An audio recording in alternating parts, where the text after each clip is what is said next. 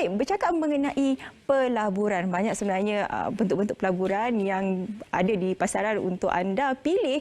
Ada pelaburan dari segi fizikal, ada pelaburan digital. Yang mana satu pilihan anda di luar sana? Satu pelaburan yang menarik perhatian orang ramai kini ialah pelaburan emas. Apakah itu pelaburan emas dan adakah ianya berbaloi? Bila kita bercakap mengenai pelaburan emas ni, ramailah wanita-wanita di sana yang sekarang ini buka mata kerana ini merupakan pelaburan yang paling digemari oleh wanita. Untuk bercerita mengenai pelaburan emas ini bersama dengan saya di studio, Encik Muhammad Sahamadin, Presiden Dewan Perdagangan Islam Malaysia. Assalamualaikum. Waalaikumsalam. Apa khabar Syafiqah? Selamat Hari Raya. Alhamdulillah. Selamat Hari Raya. Bagaimana raya tahun ni? Alhamdulillah, saya dapat beraya di kampung halaman saya di Bangi, di Selangor. Kemudian 3 hari lepas saya pulang ke rumah mertua saya di Kota Baru.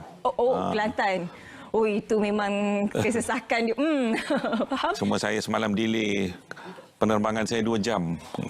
Okey, itu memang masalah isu semasa sekarang ini. Baik, kita bercakap mengenai pelaburan. Tapi hari ini kita nak fokuskan kepada pelaburan emas. Seperti mana saya katakan tadi, bila kita sebut pasal emas ni, kalau wanita tu mata dia kecing, bersinar-sinar dah. Sebab ini antara pelaburan yang paling diminati oleh wanita. Tapi sebelum itu, kita nak bercerita terlebih dahulu. Apakah itu pelaburan emas sebenarnya? Dan kebaikan dalam pelaburan emas ni apakah dia? Ya, Syafiqah, kalau kita lihat sebenarnya, sebenarnya emas ni satu ciptaan yang Allah berikan, Allah kurniakan kepada umat manusia. Dan kalau kita melihat hari ini, emas ni merupakan barang yang sangat bernilai, bukan saja di sisi manusia, tapi Allah menyebut dalam Al-Quran beberapa kali bahawa emas ni merupakan simpanan yang sebenar, dan emas ni sebenarnya boleh mencipta kekayaan. Cuma kita dalam konteks kehidupan kita, gaya hidup kita, kita hanya melihat emas itu sebagai suatu barang hiasan, barang yang mungkin perhiasan. Bila kata perhiasan ni maknanya benda yang suka nak ditunjuk-tunjukkan, suka dipamerkan. Tetapi kita kurang melihat ianya dari sudut pelaburan dan juga ekonomi. Ini yang sebenarnya sampai masanya saya sebagai Presiden Dewan Perdagangan Islam Malaysia mahu hari ini kita melihat bahawa membawa masyarakat keluar daripada kepompong itu. Jangan melihat emas itu sebagai barang hanya digunakan sebagai perhiasan simpanan, kerana kalau kita tidak kaitkan dengan ekonomi. Ini insya-Allah kita akan kembangkan perbincangan ini pada hari ini. Jika berkata mengenai emas itu boleh dijadikan pelaburan, apa di antara jenis-jenis pelaburan yang ada yang berkaitan dengan emas ini? Ya, secara umumnya emas ni memang kita ada pilihan di sini. Dalam konteks konvensional, yang paling mudah ialah membeli emas secara fizikal dan kita simpan. Ini secara tradisinya.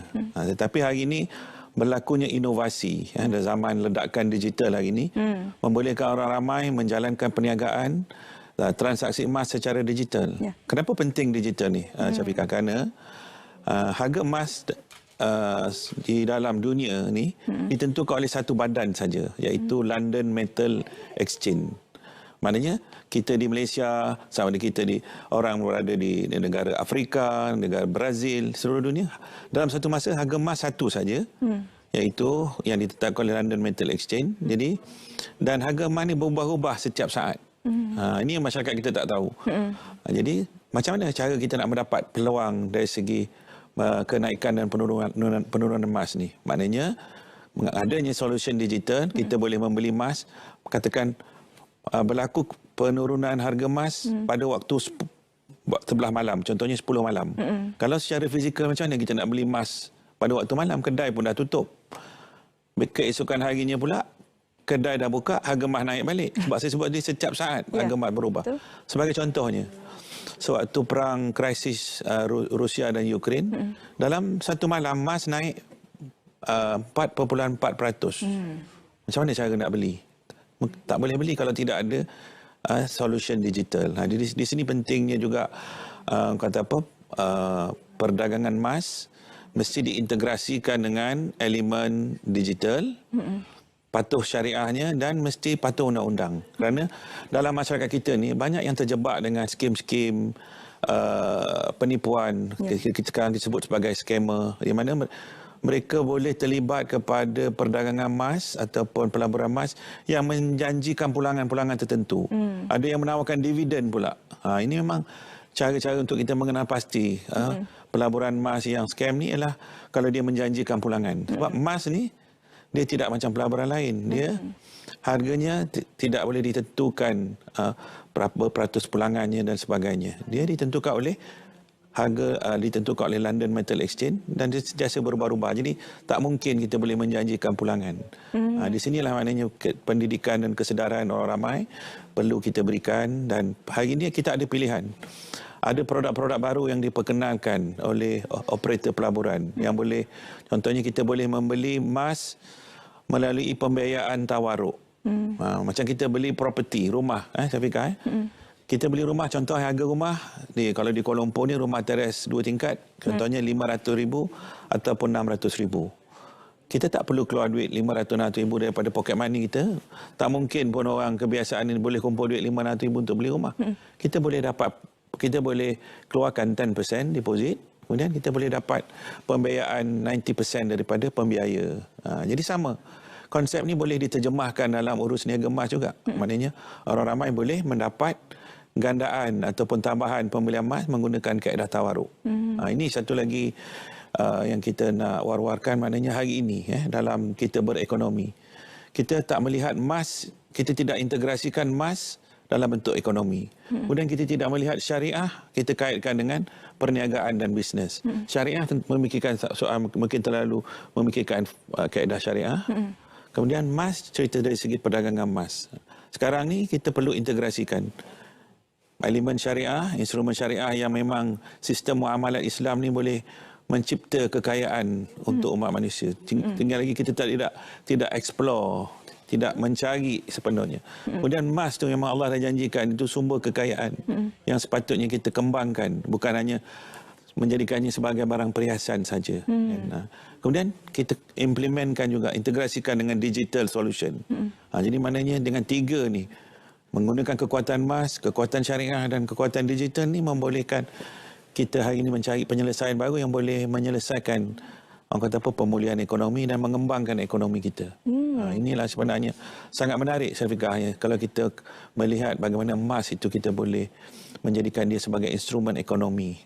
Saya mengambil balik apa yang Tuan katakan tadi, ada yang membeli emas untuk dipakai, khususnya wanita, dipakai untuk ditunjuk sebab rasa cantik kan. Lagi-lagi musim raya ni, kalau bila kita balik kampung tu masing-masing lah tunjuk gelang yang dia ada, rantai yang ada, semuanya menunjuk-nunjuk orang kata. Tapi bila wanita membeli emas ni, mereka mengatakan bahawa bukan beli semata-mata cantik, tapi inilah untuk pelaburan masa hadapan.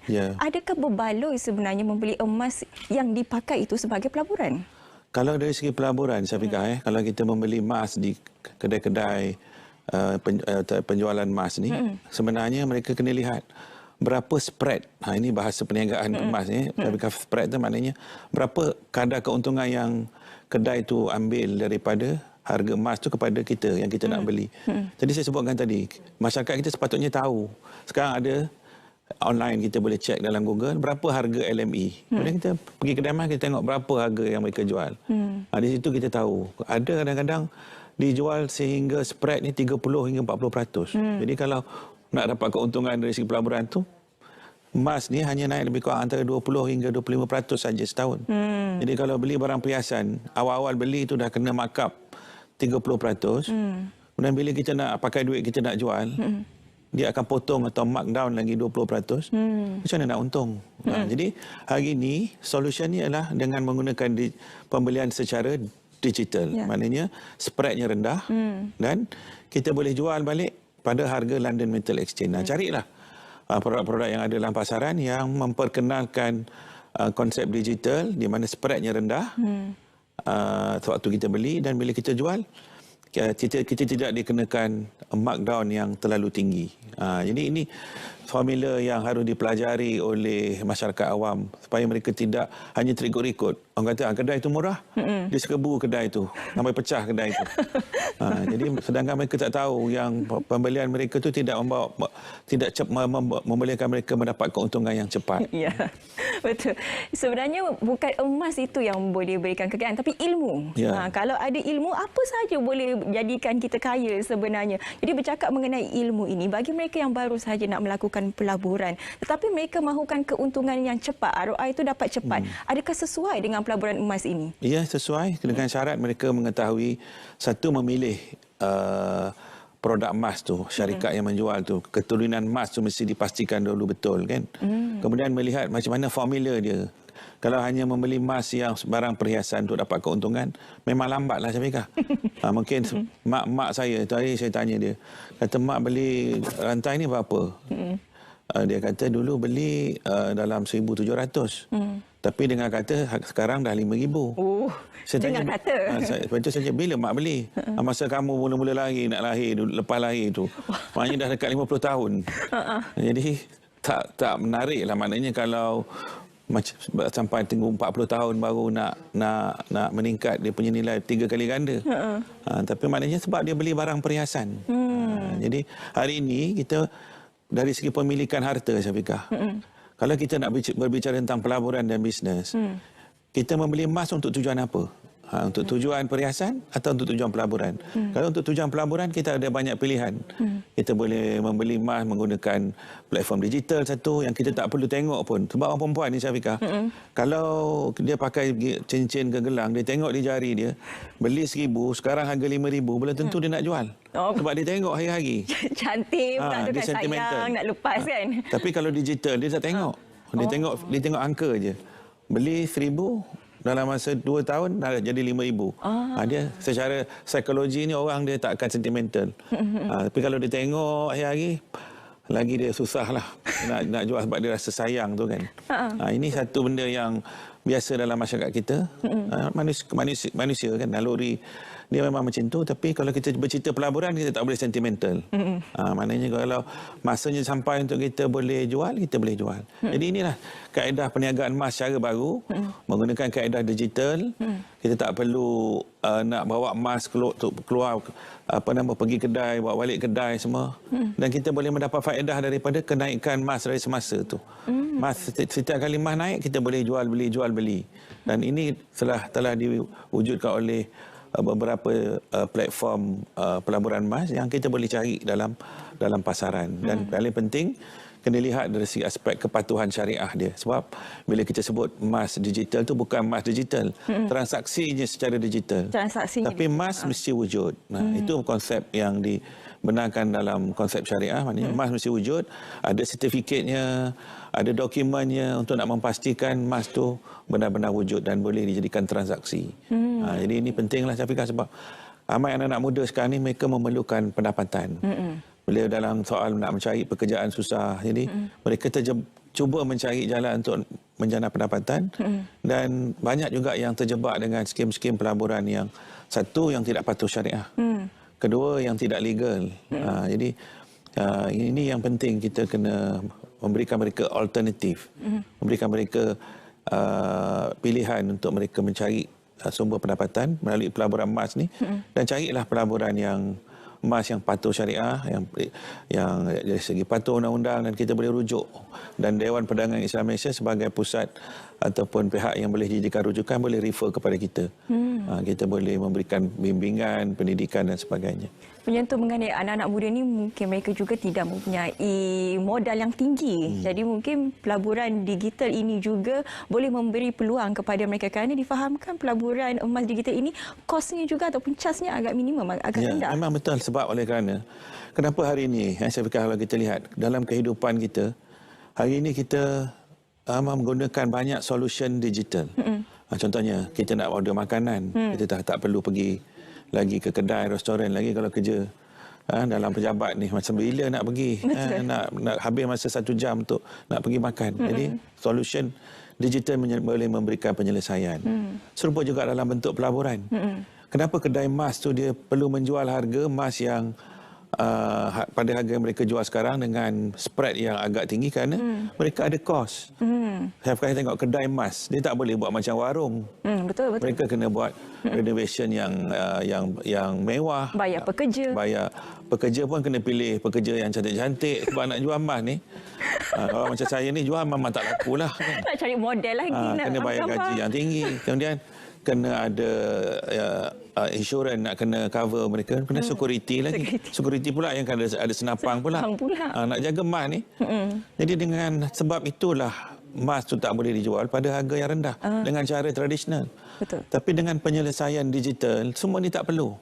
Jadi harga emas dapat dijual pada harga yang lebih rendah spread dia. Dan ini memberikan kebaikan kepada orang ramai supaya bila mereka beli pada harga yang rendah, bila masa saja bila emas naik, mereka terus tekan saja button, mereka dah dapat keuntungan. Ini hari ini digital ni boleh memberikan satu nilai tambah yang cukup berkesan dalam konteks kita nak menjana pendapatan dan menjana ekonomi. Ya. Bercakap mengenai pelaburan emas ni memang kita tak boleh sembang 15 minit. Sebab banyak lagi faktor-faktor yang perlu kita bincangkan mengenai pelaburan emas ni. Tapi itu sahaja masa yang kita ada. Encik Muhammad Sahamuddin, Presiden Dewan Perdagangan Islam Malaysia, bercerita mengenai pelaburan emas. Berbaloikah? Berbaloi kalau dijadikan pelaburan, kurang berbaloi kalau dijadikan sebagai perhiasan. Perhiasan semata-mata. Nilai nanti. Kita kena fikir faktor-faktor itu. Terima kasih sekali lagi saya ucapkan. Sama-sama. Baik, kepada anda semua, daripada pelaburan emas, kita nak terus saja bergantung